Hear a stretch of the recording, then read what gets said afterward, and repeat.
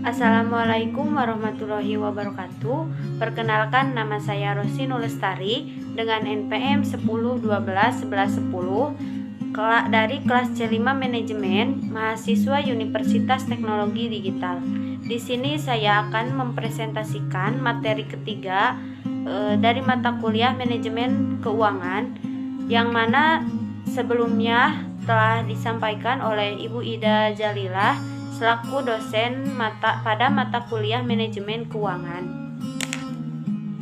Adapun tujuan dari membuat video ini yaitu untuk memenuhi tugas evaluasi tengah semester mata kuliah Manajemen Keuangan.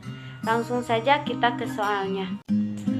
Sebelum kita ke soalnya, di sini saya akan menjelaskan sedikit pengertian dari materi ketiga, yaitu analisis rasio laporan keuangan. Analisis rasio keuangan atau financial ratio adalah merupakan suatu alat analisis yang digunakan oleh perusahaan untuk menilai kinerja keuangan berdasarkan data perbandingan masing-masing pos yang terdapat di laporan keuangan, seperti neraca, laba rugi, dan arus kas dalam periode tertentu. Analisis rasio laporan keuangan untuk mempelajari berbagai aspek perusahaan. Langsung saja kita ke soalnya. Untuk soal yang pertama yaitu lakukan perhitungan analisis rasio likuiditas pada perusahaan PT Japa Kompit Indonesia Tbk, mulai dari rasio lancar dan rasio cepat. Di sini saya mengambil data dari Japa Kompit Indonesia Tbk. Yang pertama ada rasio likuiditas. Rasio likuiditas yaitu memberikan gambaran kemampuan perusahaan untuk membayar hutang yang jatuh tempo dalam 1 tahun. Yang pertama ada rasio lancar. Rumus dari rasio lancar yaitu aset lancar dibagi liabilitas lancar. Rata-rata industrinya yaitu 4,3x. Langsung saja ke perhitungannya.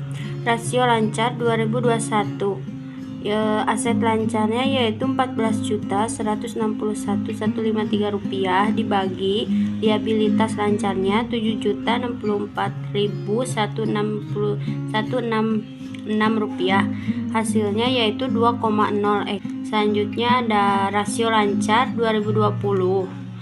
Aset lancarnya yaitu Rp11.745.138 dibagi liabilitas lancarnya yaitu Rp6.769. Hasilnya yaitu 1,9x. Jadi perusahaan Japa Kompit Indonesia Tbk ini kurang mampu untuk membayar hutangnya karena dilihat dari rata-rata industrinya yaitu 4,3x, sedangkan di perusahaan tersebut kurang dari rata-rata industrinya. Yang kedua ada rasio manajemen aset. Rasio manajemen aset memberikan gambaran terkait seberapa efisien perusahaan dalam menggunakan asetnya. Yang A yaitu rasio perputaran persediaan. Rumusnya yaitu penjualan dibagi persediaan. Rata-rata industrinya yaitu 10,9x. Langsung saja kita ke perhitungannya ya.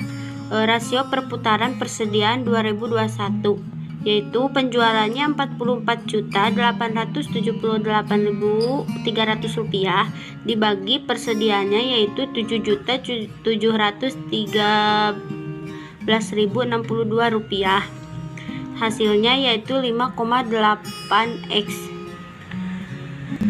Selanjutnya ada rasio perputaran persediaan 2020. Penjualannya Rp36.964.948 dibagi persediaannya Rp5.670.376.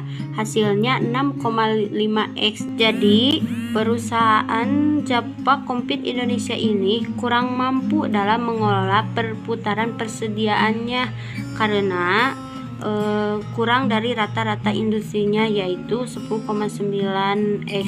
Sedangkan di perusahaan tersebut sudah terlihat kurang dari 10,9x. Selanjutnya ada rasio manajemen utang. Rasio manajemen utang memberikan gambar terkait cara perusahaan mendanai asetnya, serta kemampuan perusahaan untuk membayar kembali utang jangka panjang. Contohnya yaitu saya mengambil yang pertama yaitu total utang terhadap total modal. Rumusnya yaitu total utang dibagi total modal. Rata-rata industrinya yaitu 38,4%. Total utangnya yaitu Rp15.486.946 dibagi total modalnya yaitu Rp28.589.656. Hasilnya yaitu 0,5%. Total utang terhadap total modal 2020. Total utangnya yaitu Rp14.539.790 dibagi total modalnya yaitu Rp25.951.760. Hasilnya yaitu 0,5%. Jadi, perusahaan PT Japa Kompit Indonesia ini kurang mampu untuk membayar utangnya karena kurang dari rata-rata industrinya yaitu 38%. Selanjutnya ada rasio profitabilitas, yaitu memberikan gambaran terkait cara perusahaan menggunakan dan memanfaatkan aset secara menguntungkan. Di sini saya mengambil contohnya yaitu margin laba. Rumusnya yaitu laba neto dibagi penjualan.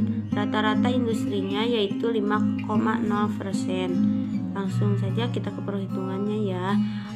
Margin laba 2021, laba netonya yaitu Rp2.130.896 dibagi penjualannya yaitu Rp44.878.300, hasilnya yaitu 0,04 sama dengan 4%. Selanjutnya ada margin laba 2020, laba netonya yaitu Rp1.2.376 dibagi penjualannya yaitu Rp36.964.948, hasilnya yaitu 0,02 atau 2%. Jadi perusahaan Japa Kompit Indonesia ini labanya kurang baik karena kurang dari rata-rata industrinya yaitu 5%. Sebelumnya saya ambil data penjualan, aset, dan lain-lainnya saya ambil dari data link Bursa Efek Indonesia dengan nama perusahaannya yaitu PT Japa Kompit Indonesia Tbk. Mungkin cukup sekian yang dapat saya sampaikan. Mohon maaf bila ada kesalahan dalam menjelaskannya. Wassalamualaikum warahmatullahi wabarakatuh.